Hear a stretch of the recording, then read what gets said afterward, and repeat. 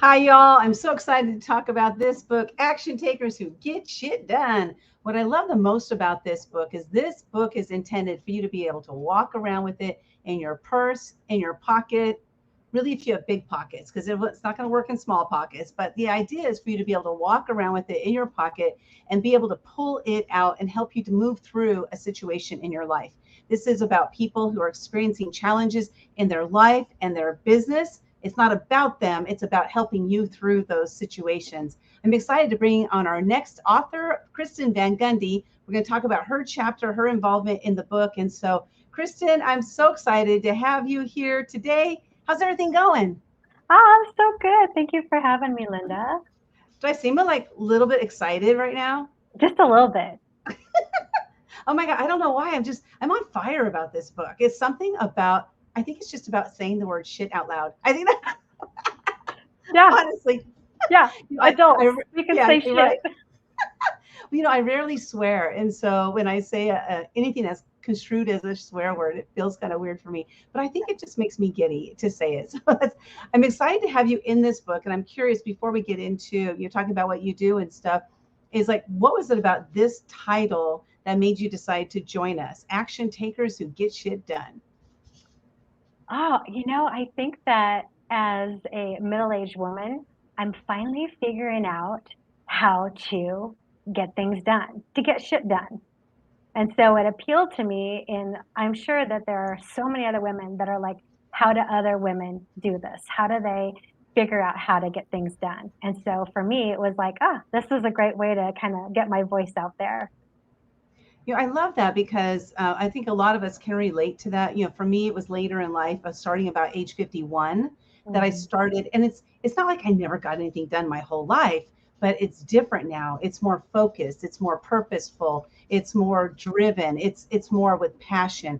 And there's so many more things that that really engulf you accomplishing something. And Right. so with this book, that's what I love about it, because every single chapter, what the instruction was, is to make it so that somebody reads your chapter, they can Mhm. take action right now in this Right. moment. And so Right. let's talk about your chapter a little bit. It's called, Grounded in Goodness. Yeah. And there's a book out there. Shoot, I wish it's called Swimming in the Goodness. And I Uh, remember the name of it because it's called Swimming. I'm like, imagining you swimming in goodness like that. To me, I don't know about you, Kristin, but that's like mm. chocolate bars. And so I Ah, don't know yeah. what swimming in the goodness is to you. Yeah. But what does grounded in goodness mean? Mm. Yeah, I think it's really finally finding my own truth and then being able to just say I want to be grounded in this truth so that I can move forward with all the things that my heart desires, that each step that I'm taking from here on forward, that finding a place where I can just stop and I can just be still and know that whatever it is that I want to do, whatever goal I have that's next, that I'm ready for it. And so being in this goodness allows me to just be able to achieve whatever it is that I'm wanting to achieve. How did you figure out what goodness means to you? Like, what does goodness mean? It's kind of a vague term, right? So, what does it Yeah, mean to you? yeah. Goodness, I think for me is just allowing myself to be in the present, to appreciate all the things that I've been given, the things that I've worked hard for, to finally be in this place where I've worked so hard to get here, and now I get to just be. I get to be in its goodness, and I get to feel it, and I get to enjoy it. So whatever that looks like, if it's the achievements that I've gotten to this far, if it's appreciating my husband and all of his goodness, and my family, my daughters, our dogs, all the things that just make me so happy and bring me joy. That's the goodness that I'm now really finding that I get to sit in. Wow. And has it Yeah, always been that way for you, or has this been like a newer? Okay, I see your yeah, head going. yeah, Uh. yeah. Okay, you want No, to share a little bit about that with us? right, absolutely. So I think I've finally figuring out right at the age of 55 that I have for so long been living in a survival mode. And when I say that, it kind of goes back to a little bit of childhood trauma for me. And I lost my mom when I was 11, and she was kind of my world. And so when I lost her, I really lost a large part of my soul. And so trying to figure out my life and where I fit has been difficult, really difficult. And I'm so surprised, Linda, that I am sitting here before you, and I am really feeling like I've had angels watching over me. I've had this light and this guidance that has got me where I am today, that I can be grounded in this goodness, because it hasn't always been this way. It's been very difficult. And being in this survival mode for so long, and to finally figure out in the last 5 years really have had this huge shift in this expansion of, wow, it's time for me. It's time for me to start giving myself permission to live, to live this life and to claim it, and then to start really dreaming big for myself, and for just really awakening to all the goodness that's available for me. Did you have any kind of like, 'cause you just mentioned awakening, but was there any kind of like epiphany or like a knock over the head moment, that you Yeah. said 5 years ago, that Yeah. really was that like turning point? Okay, no Right. more. This Yeah. is where I'm going to go. And so Yeah. yeah, share that with Yeah. us. Yeah. So I'm a mother of three daughters, and the youngest daughter was going off to college. And you always hear that. You always hear, "Oh, it's gonna be the empty nesting time," right? And I knew that it was coming, but I just didn't know how I was gonna handle it. And so, I kid you not, I took her to college, and I made her room look all amazing, and I left her dorm room, heading back home, and just started to cry. And that was my big, huge aha moment of, "Now what?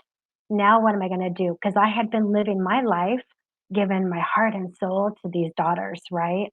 And my husband, but not giving myself permission to live a little bit for me, to make myself a priority.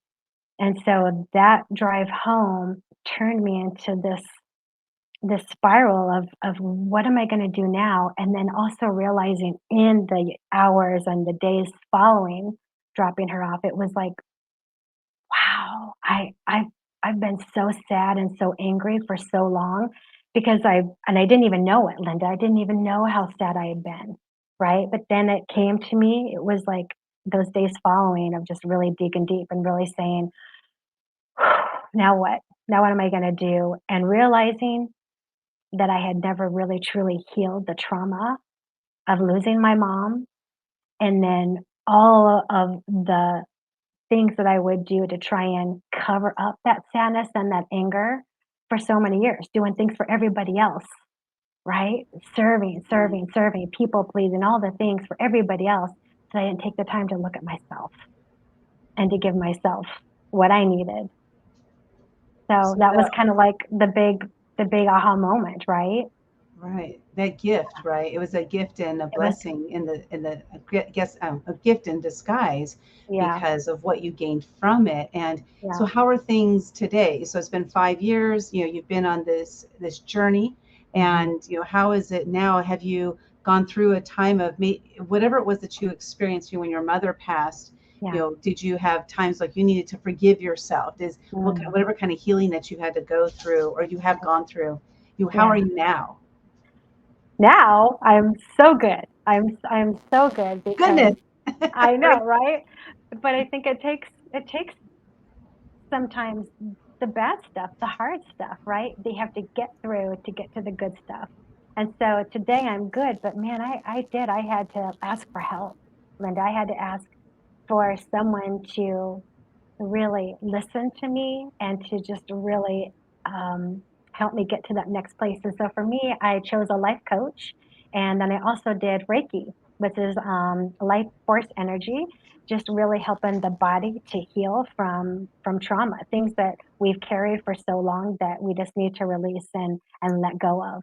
And so that started my process. And so yeah, for 5 years, I've still been in the process of healing, but man, I'm just ready um, to share my story and to really allow others and women in particular to just really give themselves permission to love themselves first, to choose themselves first, so that they can then go out and do all the things they need to do to get stuff done.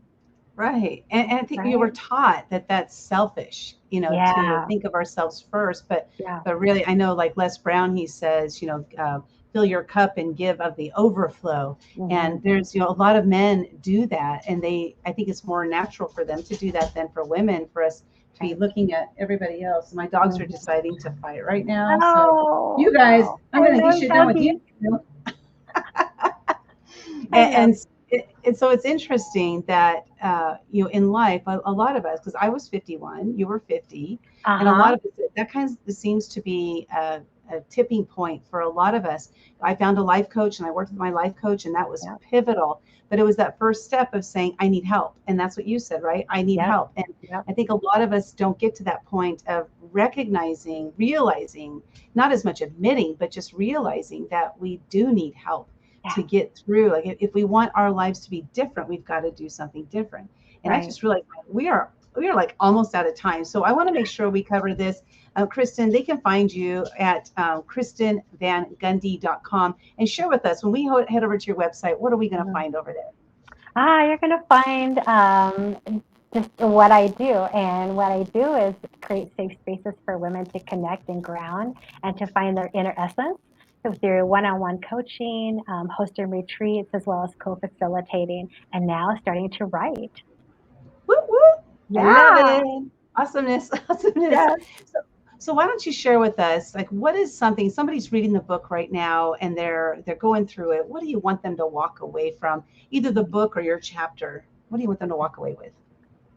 Yeah, I want them to walk away with it's okay for them to give themselves permission to take care of themselves first, right? Find a practice that works for them. For me, it's that grounding or that meditation first thing in the morning, setting the intentions so that the day will go for you instead of just happen to you, right? Set the intentions so that you can get things done throughout the whole day or week or month or year. Yeah. Oh, I love it. I love it. Yeah, Stay yeah, grounded, go out there, mhm, figure yeah, out who you are and live that life. Live your life on purpose, right? Rather than on absolutely. accident. Yeah, yeah, Yes, definitely. So, Kristen, I really enjoyed having you here. Thanks for being part of this book, being part of this journey with us. You yeah. can get your copy of Action Takers Who Get Shit Done by going to actiontakerspublishing.com/GSD. There's also a lot of free gifts over there by the authors. Please head on over there and cash in on those free gifts. Get your copy of the book today and share it with somebody else that you know that needs to get shit done in their life. Thank you so much for being here. Truly appreciate you, and we'll see you soon. Thanks, Linda.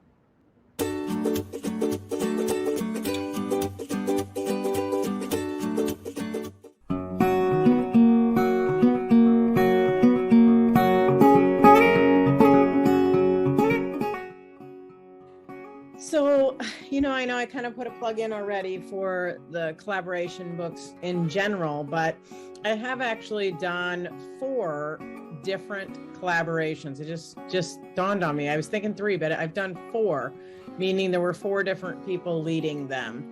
And I 2 out of the 4, I would tell anyone to be part of.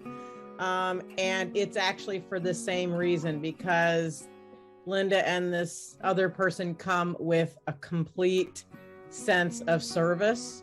And it is to serve you and your story.